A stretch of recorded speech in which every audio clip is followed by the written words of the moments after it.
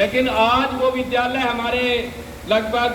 ज़्यादातर गाँव में पहुँचे हैं, ज़्यादातर राज्यों के अंदर ज़्यादातर गाँव में पहुँचे हैं। लेकिन अभी अगर हम हरियाणा सरकार की ही योजना की बात करें या हमारे देश की सरकार की भी जो नई शिक्षा नीति 2020 का डॉक्यूमेंट हमारे बीच में आया है उसकी बात करें तो ये शिक्षा के अधिकार को हमारे से छीनने की तैयारी है।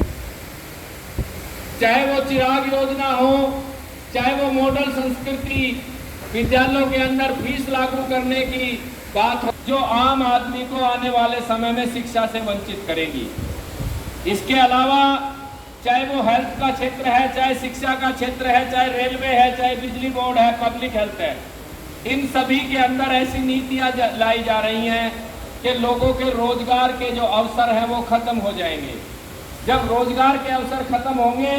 तो आज़ादी के बाद की जो एक मध्यम वर्ग तबका बना है, जो हमारे कर्म जैसे अब बाकी आम लोगों से थोड़ा बेहतर जीवन व्यतीत कर रहे हैं, ऐसा होता रहेगा ये संभव नहीं है। इसलिए आने वाले टाइम के जो खतरे हैं उनको समझते हुए हमें अपने आप को इस लड़ाई के लिए तैयार करने की जरूरत है। अभी कल ही हमारे बिजली के साथी सिरसा गए थे। किस लिए गए थे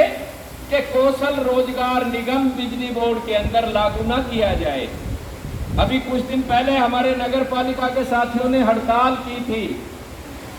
और इस समय भी वो साथी आंदोलन के रास्ते पर हैं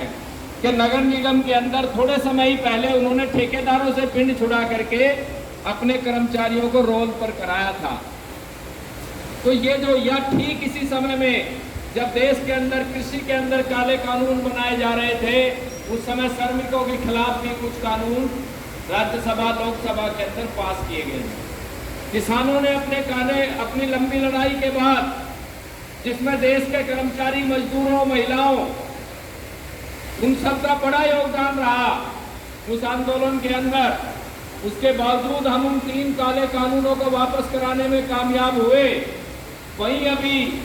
श्रमिकों के खिलाफ जो कानून पास हैं उनको भी बदलवाने की जरूरत है। और यही नहीं,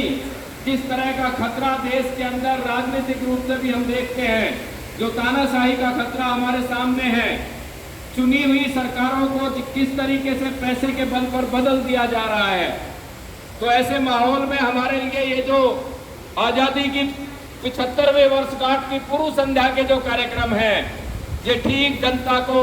कि हमें अपनी आज़ादी की भी रक्षा करनी पड़ेगी, अपने अधिकारों की भी हमें रक्षा करनी पड़ेगी। और इसके लिए हमें जनमानस को तैयार करना है। और इसके लिए निश्चित रूप से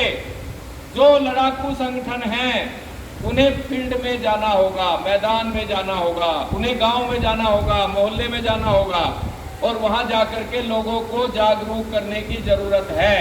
क्योंकि देश के संविधान को, देश की जनता को यदि आने वाले टाइम में बचाना है तो निश्चित रूप से हमें इसके लिए काम करने की, जमीनी काम करने की जरूरत है। अभी जिस तरह के हमारे हालात हैं, हमारे पास संसाधन हो सकता है कम हो सकते हैं, लेकिन जो जज्बा हमारे साथियों के अंदर है वो जज्बा निश्चित रूप से हमें इस बात में कामयाब करेगा कि आने वाला टाइम जो है वो संघर्ष में टाइम होगा। और देश की आज़ादी की जो विरासत हमें मिली है, चाहे वो शहीद आजम भगत सिंह और उसके साथी हो, चाहे सुभाष चंद्र बोस की INA के सेनानी हो, चाहे वो महात्मा गांधी के नेतृत्व में नमक कानून के खिलाफ लाठियां खाते हुए इस देश की जनता हो, जो विभिन्न धाराएं, चाहे वो गदर बाबाओं का संगठन हो या देश से बाहर भी जो विभिन्न क्रांतिकारी संगठनों ने आज़ादी की लड़ाई में काम किया है, उन सभी की जो विरासत है, वो विरासत जो संगठन यहाँ मौजूद है या जो यहाँ नहीं भी है, ऐसे लड़ाकू संगठन उसकी विरासत को आगे बढ़ाएंगे और निश्चित रूप से हम आने वाले समय में अपनी जो आज़ादी की रक्षा करने में कामयाब होंगे, अपने देश को, संविधान को बचाने में कामयाब होंगे और हमारे देश की जो संवैधानिक संस्थाएं हैं, खतरा है, उस खतरे से हम जनता को उबार पाएंगे निश्चित इस उम्मीद के साथ। मैं अपनी बात खत्म करना चाहता हूँ कि साथियों, आने वाला समय संघर्ष में है, लेकिन ये निश्चित रूप से कभी भी लड़ाई हमेशा आगे की ओर जाती है, समाज और बढ़ता है, लेकिन हमें समाज के उन खतरों को भी समझने की जरूरत है जो हमारे बीच में है। अभी एक छोटी सी घटना उद्वेलित करने वाली है आज कि एक विद्यालय के हेडमास्टर